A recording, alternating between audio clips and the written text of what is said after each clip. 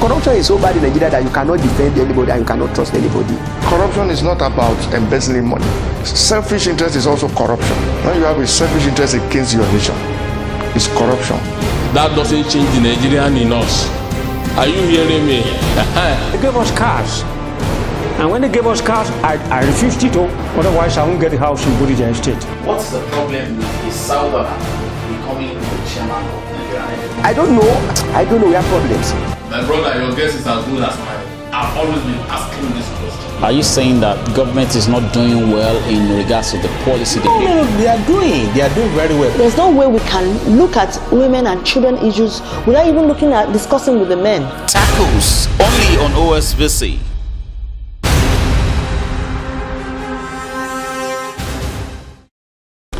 Hello viewers, you're welcome to Tackles today on OSBC TV. My name is Deji Adefila.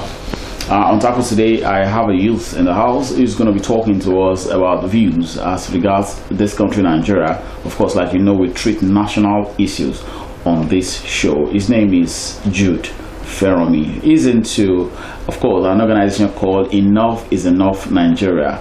And of course, basically, youths are beginning to rise up to the occasion of politics in Nigeria. He is also very much involved in that, and particularly talking about a party, a political party called KOWA Party. How are you, Jude? I'm fine, Mr. DJ. Nice to have you on the show. Yeah, thank you very much, and I'm honored to be on the show. Okay, well, I want us to just look at things generally, what you do as a youth. Let me first start with this. As a youth, what drives you into politics? Why are you interested in politics? Okay, that question is very, very deep. So I'm just going to try and answer it very shortly. What drives me into politics as a youth? I like to say it like this. In the next 30, 40 years, everybody on the, okay, maybe not everybody, but almost all the political gladiators and the people we look up to right now, good and bad, in Nigerian politics will no longer be here. And they end up shaping policies for those times in the future. And it is we, the young people right now, that are going to be either facing the benefits of the policies that they are enacting right now, or suffering from the side effects.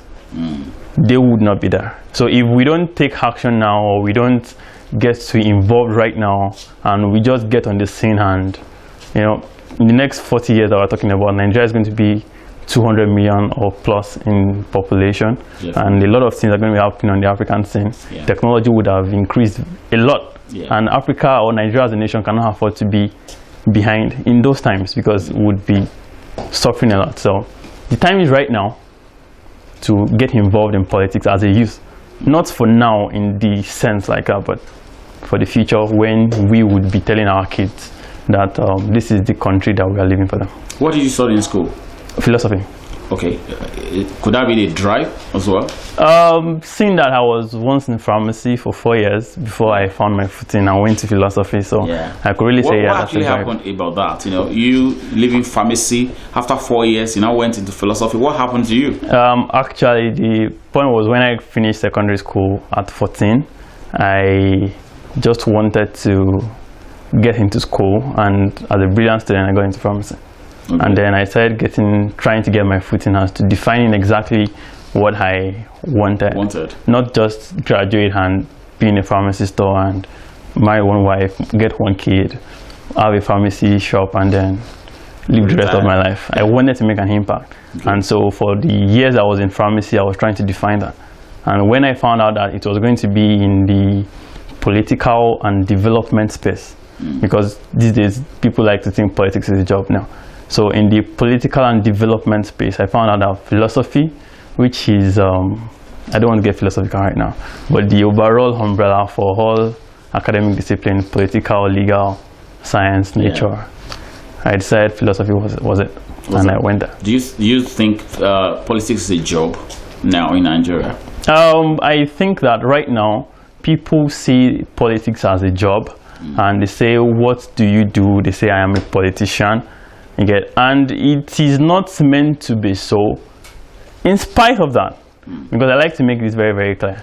I like to say that Nigerians, those who are ruining this country, are on a full-time job. Ruining? Ruining. Ruining? Yeah. Oh. this country. They are on a full-time job. They are on a full-time job. How do you mean? They are there every 24 hours in 7 days. They are the ones who say, I am a politician and that is my job. We who want to change this country are on a part-time job. So we go to our places of work and come back and say, I want to change this country and try what I want to do and then go back. Are you in any way referring to people that are presently in charge of governance in Nigeria? I'm referring to people who had been in charge of governance and who are there right now. So you would not say a political godfather, I would not want to mention names, is both an accountant and a godfather. That is part-time. He's a godfather, and 24 hours in 7 days he receives visitors, he receives people who want to come under him. He goes into that system, that perfected system of patronage and clientelism, 24 hours in 7 days. And then I come and say, I want to change this country. This country has to change. We have ways by which we can actually make this country different. And then I come, I say what I want to say, try what I want to do, go back to my job. But in Nigeria we have today, things are not quite the way it should be in this country. So I really don't think it should be a problem if people that want to change this country go into it full-time. Exactly my point. That's why I said, in spite of the fact that politics is not a job, as it were, people who really want to make an impact politically should be willing to consider a full-time participation in the political system. It's going to be very, very difficult. But the truth is, in developed countries, people who are in the opposition are director generals or administrators or managers in think tanks. And those think tanks practically do politics. And so the role of the think tank is to also contribute to the development of that country politically. Very, very specific politically. And while they are doing that, they are not in power. And so he is a manager at the think tank. He's contributing politically to changing his country or improving his country, and he's not in power.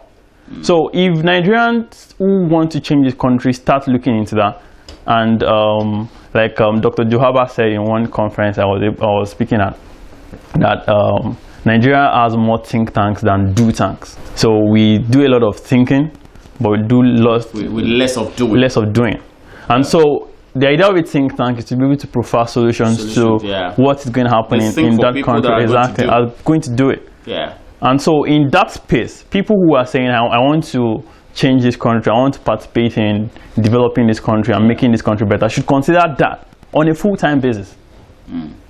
Not saying, well, I would not necessarily castigate people who do part-time impact and change all of that, but that's the idea. If we want to change this country, if we are serious about changing this country, we should go full-time. Full-time. Okay, is that what led you into finding your way into KOWA party right now? Exactly. I write.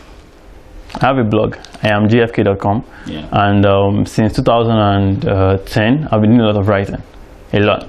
But my philosophical mind, according to the way Karl Marx put it, he said philosophers have interpreted the world, but the point is to change it. And so that I would not fall into that same trap that old philosophers are falling into. Every time I write and I provide a solution and I say this is what is wrong, it's the onus lies upon me to actually go ahead, go further and say this is what is wrong, this is how we can do it, and let us do it. And that's why I found, I don't want to necessarily say I found myself in KOWA party. I actually took the conscious step to say, if we are going to change this country and if I'm going to participate in it, and if all those things I've been writing are going to work at the end of the day, then I'm going to have to participate in doing it politically. So why KOWA party? Okay, let me put it like this. When I started, I didn't even consider KOWA party. I considered SDP.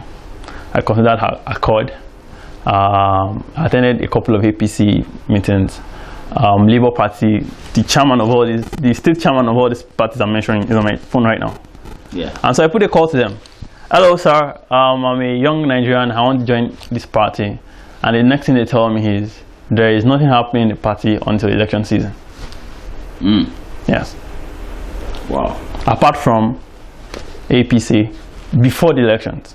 I don't know if APC still organizes the once in 2 weeks ward meetings. Ward meetings, yeah. But before then, I went to APC meetings in my ward, and I went constantly. And by the time I found out that the patronage system that exists in PDP is what replicates itself in APC, I decided it wasn't any of them. By the time I got to KOWA party, I went to the website, I found the ideology, and like every other party's website, you always find a beautifully crafted ideology. Sure.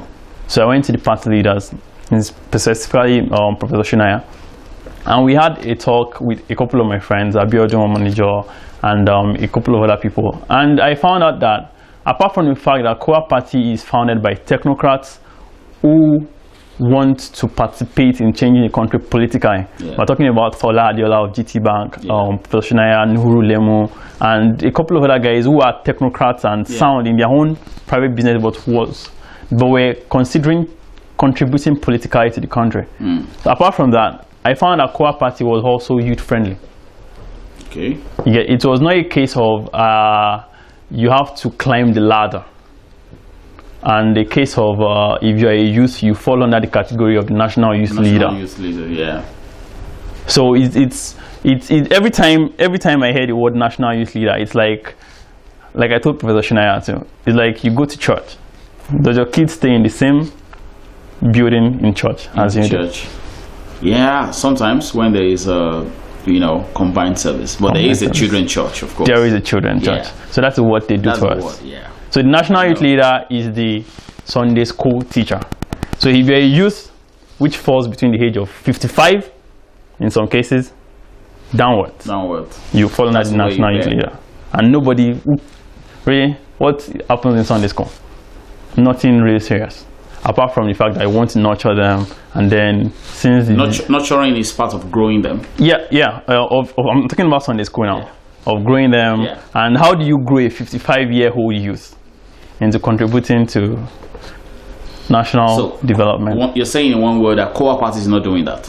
KOWA party is not doing that. I lead the national mobilization committee right now.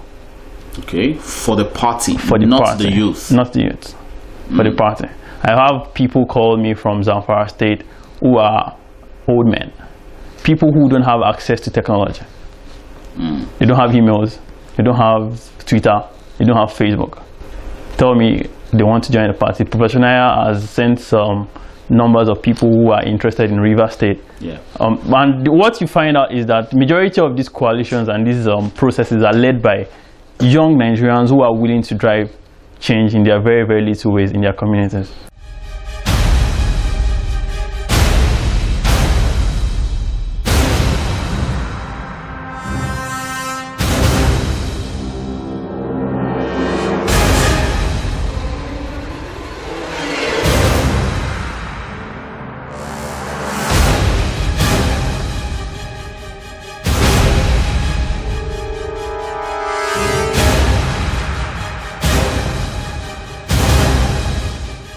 So coming together with some of your friends, where exactly are you going? What's your target? Okay, this is the way I said.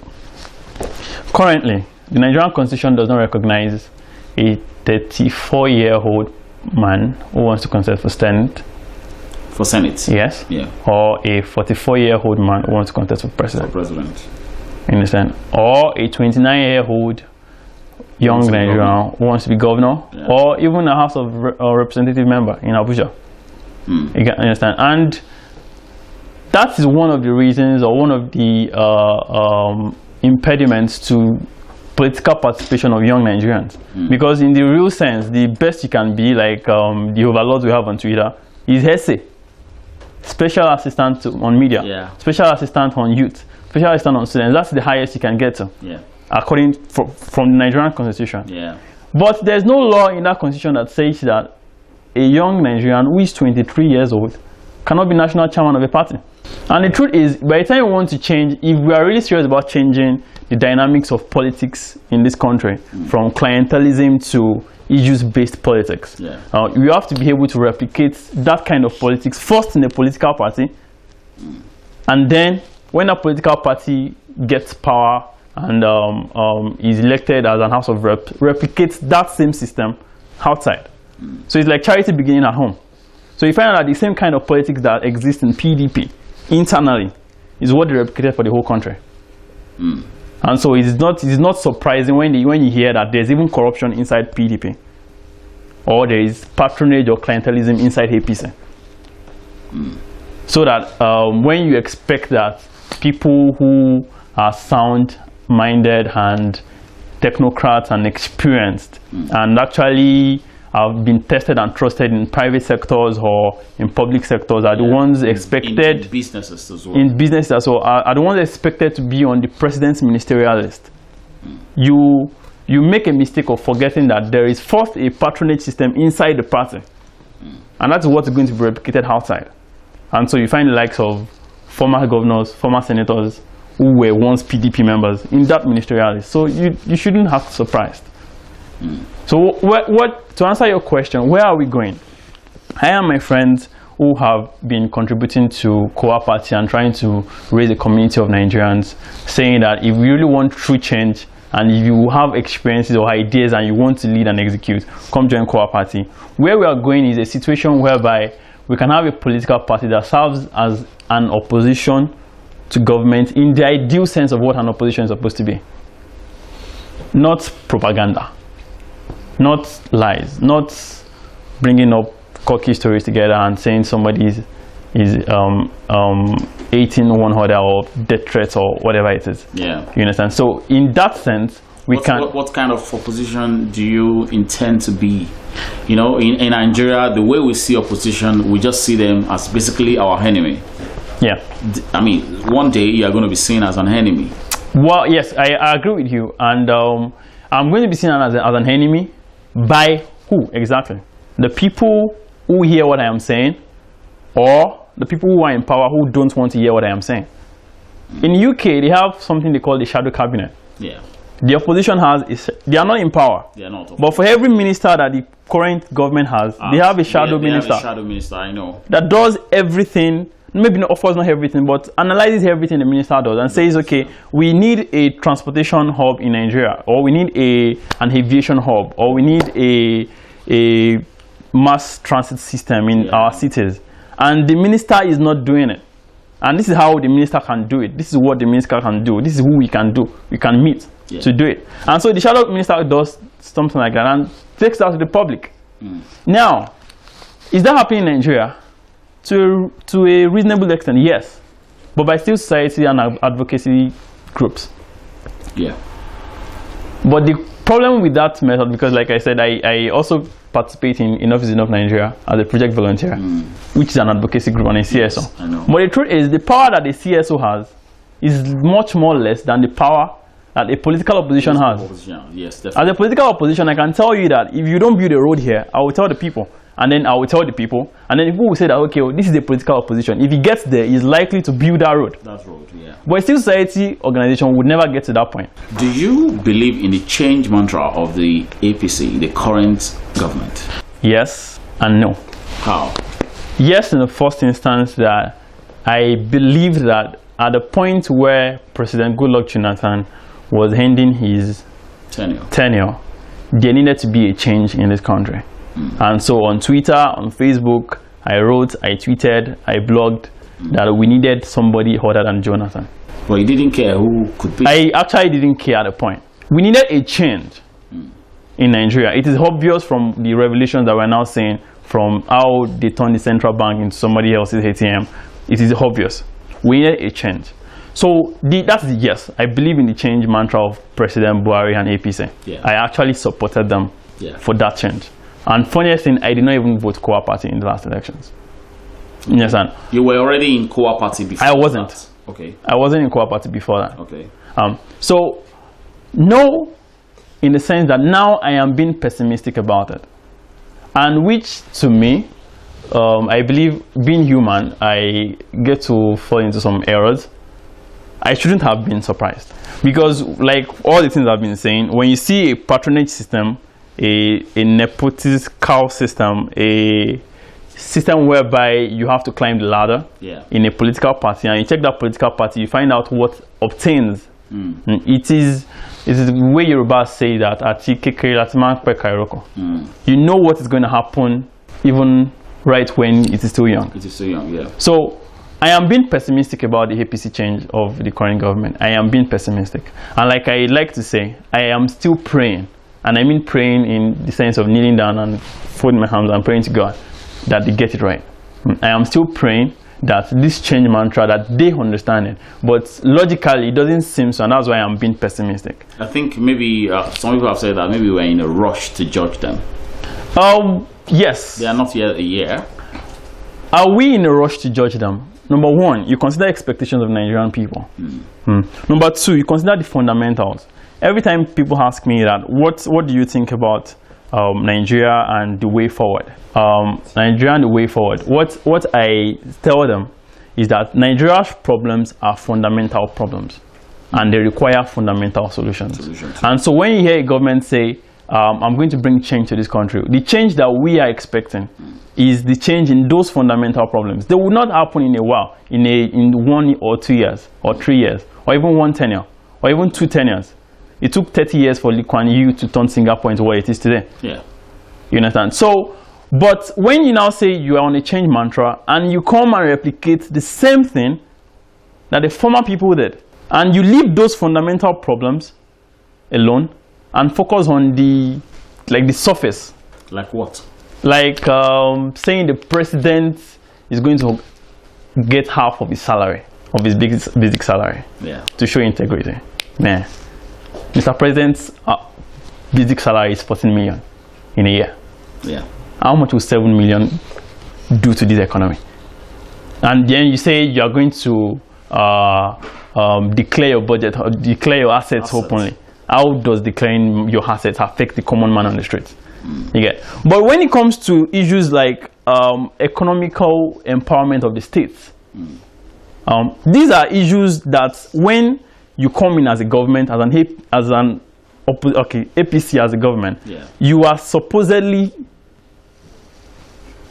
expected to rally around your legislators and tell them that if that change mantra was what they intended and what they want to do, rally your legislators and say, we need to empower our states. There is too much power at the center.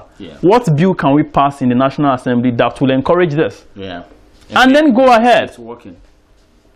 I learned that the states, including the state of Osun, are now asking for another bailout.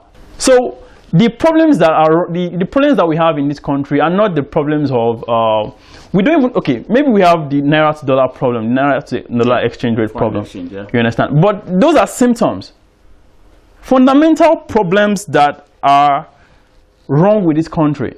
13% derivation to some states. Osun State has gold. We have tourist centers. But if we make money from those tourist centers, how much is expected to go to those states who collect 13% from the oil they make in their own states?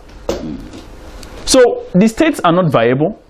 The country cannot survive based on the economical downfall, on the price of oil that's going down.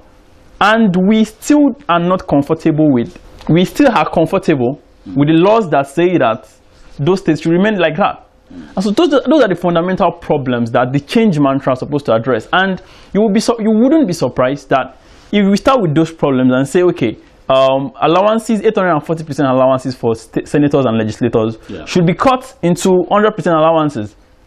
You understand? And then a leader in specific terms, President Buhari can tell all Nigerians that we are walking into fire and I'm going to lead you there. If he's a great leader, we'll follow him. Because that's what leaders do. We are walking into this fire, but it's going to benefit us. Naira is going to turn to 1,000 naira to $1. You get, with all these policies. But it's going to benefit us. You get. And then when people start seeing that it's making sense, these things are the vices that have left us where we are for hundreds of years. You get. And he's changing those basic things, those fundamental things. We would follow him. It will be difficult for us. the masses would suffer. Yeah. NLC and TUC would protest. You get? But a leader in that sense is expected to lead us into that chariot. And then when you consider presidents traveling up and down, the senators 840% allowances, the special advisor, let me make you laugh. The special advisor to the president on Niger Delta affairs has spent billions of naira, close to 48 billion naira, between November and February in awarding contracts. There was a particular contract that was given to a school to train Niger Delta militants. Yeah. You get? I heard about that. You heard about it. In the space of how many months? So when you see all these things, pessimism about this change mantra is bound to develop. Yeah. You understand? And that's why I keep praying.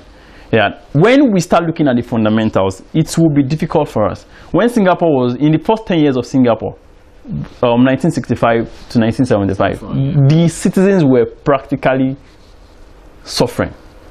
Sure. The Britain, okay, I don't want to go into history, but when you see a leader that says, these are the things that are wrong with us, these are the fundamental problems that we need to solve. Nigerians, I need you to help me. We voted for him, and we would listen. And when we listen, this country will change immensely. Or should I say immensely? Wow. Jukes, I want to say thank you so much for coming on the show today. All right, thank you. Well, because I've been speaking with Jude Feranmi. He's a youth and who believes very much in the change of things in Nigeria, not just in governance, but everything that we do, including attitudinal change. And that's why he has been here on the show today. Tackles, thank you so much, Jude Feranmi, for coming. Thank you very much, Mr. Maybe some other time, sir, okay, we can say have you again on our show. Yeah, of course, no problem. And until next time, when I shall come your way again, my name is DJ Adefila. Have a good time. Bye.